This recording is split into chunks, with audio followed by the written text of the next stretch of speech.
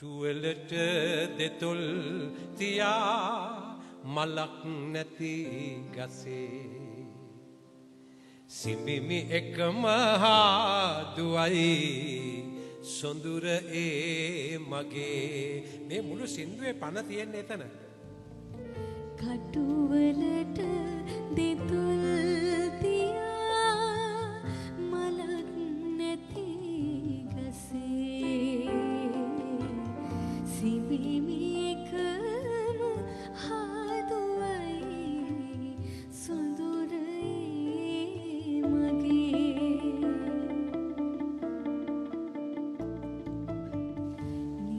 ලස්සන කෙල්ලෙක්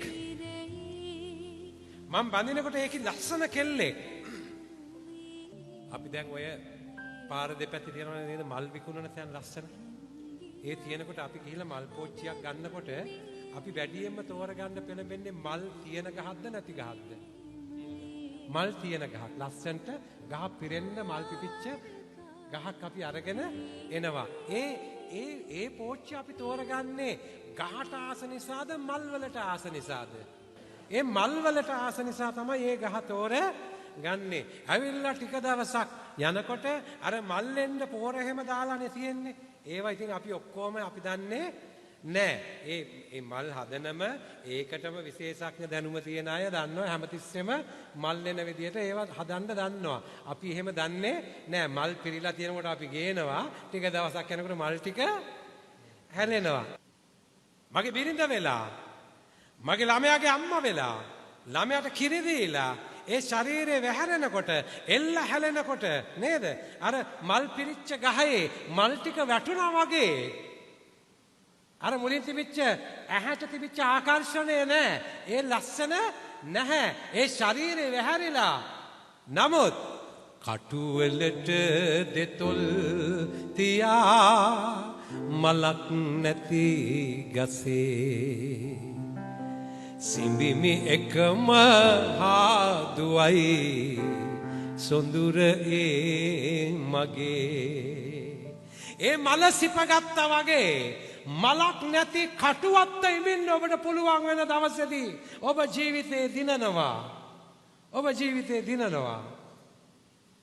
ඔබ ආදරය කළේ ඔබ ආකර්ෂණය වුණේ ඒ ගහ පිරෙන්නේ හැදිච්ච මලට නම් ඒ සුවඳ විහිදපු මලට නම් ඒ මල සිපගත්තු විදියටම ඒ මල වැටිලා ඉතුරු වෙච්ච කටුවත්ත සිපගන්න ඔබට පුළුවන් වෙන දවසේදී එහෙම නැත්නම් ළමයින්ගේ අම්මවත් ඒ විදියටම ඔබ ඉඹ ගන්න දවසේදී කටුවලට දෙතොල් තියා මලක් නැති ගසේ සිඹිමි එකම හාදුවයි සොඳුර ඒ මගේ ගැහණියක් කියන්නේ ජීවිතේ දිය කර ශරීරය අමතක කර ආදරය උපද්දවන කෙනෙක් මතක තියාගන්න ඔබේ පෙම්වතිය ඔබේ බිරිඳ අම්මා ගැහණිය කියලා කියන්නේ තමාව දිය කරලා තමාගේ ශරීරය අත්හරිමින් තමුන්ගේ රූපය අත්හරිමින් අනිත් කෙනාට ජීවිතය පවන කෙනෙක් ඒ කෙනාව ඔබ මල නැති දවසේදී සිපගත්තේ නැත්නම් මල සිපගන්නවා වගේ ඇය පරණලක් වගේ මලානික වේවි ඒක අපේ හිනාව උදුරගනීවි ජීවිතේ ඒ නිසා කටුවලට දෙතොල් තියා මලක් නැති ගසේ සිඹිමි එකම හාදුවයි සොඳුර ඒ මගේ නින්ද නැති රැයේ සඳ කඳුළු මීදුමේ හැංගිලා හඬන්නේ ඇයිද ප්‍රථම ප්‍රේමයේ ජීවිතේ අද ඔබ ආදරය කරලා සිපගත්තු ඔබේ බිරිඳ හැංගිලා අඬනවද ඔබ දන්නේ නැතුව ඇය කඳුළු හලනවද තාරකා දීගිලි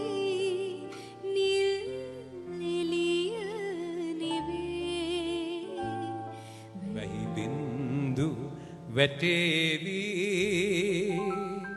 රෝස පෙති කඩා හැලේ. රෝස මලක් පර වෙනකොට එකපාරද මල වැටෙන්නේ පෙත්ත පෙත්තද? පෙත්ත පෙත්ත. හරිම ලස්සනයි. මේව මිනිස්සු කොහොමද ලිව්වේ? වැහි බින්දු වැටේවි රෝස පෙති කඩා හැලේ. ගැහණියක් මේක ඇතුලේ ගේන මේ රූපක කොච්චර ලස්සනද? පෙත්ත පෙත්ත හැලෙනවා බලන්න.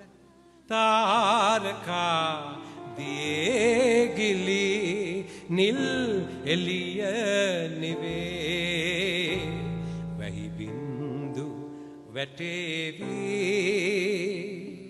රෝස පෙති කඩා හැලේ. වැහි බින්දුව වැටෙනකොට රෝස මලේ පෙත්ත පෙත්ත බිමට වැටෙනවා. මෙරිල් ජීවිතේ ලතිකා ඔබේ ජීවිතේ ඒ පුදුමාකාර හයිය වෙලා නැද්ද අදට? නේද? ඒ කටුවත්ත ඔබ අද සිඹිනවා නේද? මල සිඹගත්තා වගේම. මම මේ දන්න දේ කියන්නේ මෙරිල්ගේ ජීවිතෙත් එක්ක මම ගොඩක් සම්බන්ධ හැටියට. මෙරිල් හයිය ලබන්නේ තාම ලතිකත් එක්ක. දරුවන්ටත් වඩා ඔක්කොටම වඩා ඔබට හයිය දෙන කෙනා.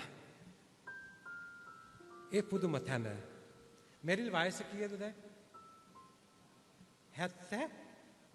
78යි. අවුරුදු 78යි. කටුවලට දෙතොල් තියා මලක් නැති ගසේ සිඹිමි එකම හාදුවයි. ඩිස්නිගේ අම්මා වෙච්ච දවසෙත් දුවගේ අම්මා වෙච්ච දවසෙත් ඔබ ලතිකාව දැක්ක විදිහටම අද අවුරුදු 78ක් වෙලා 80ට කිට්ටු වෙලා සිඹිමි එකම හාදුවයි සොඳුරේ මගේ. ජීවිතේ කොච්චර ලස්සනද? ජීවිතේ කොච්චර ලස්සනද?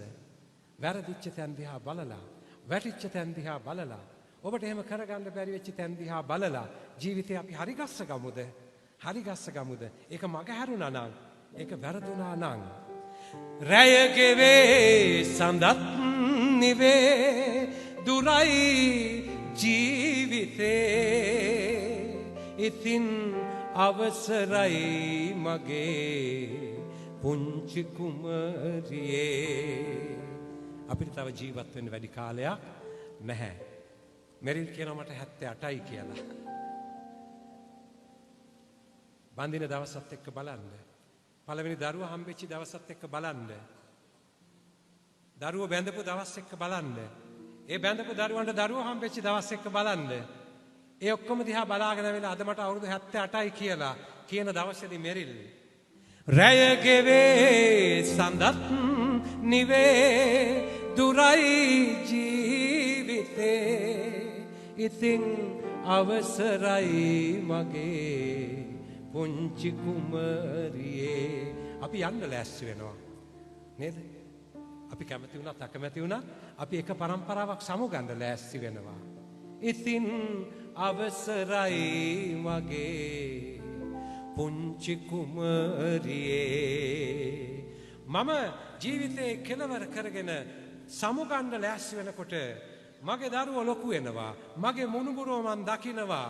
ඒ ඔක්කොම දැකලා ඒ පරම්පරාවට මට දීලා යන්න තියෙන එකම එක දෙයයි කටුවලට දෙතොල් තියා මලක් නැති ගසේ සිඹිමි එකම හාදුවයි සොඳුරේ මගේ.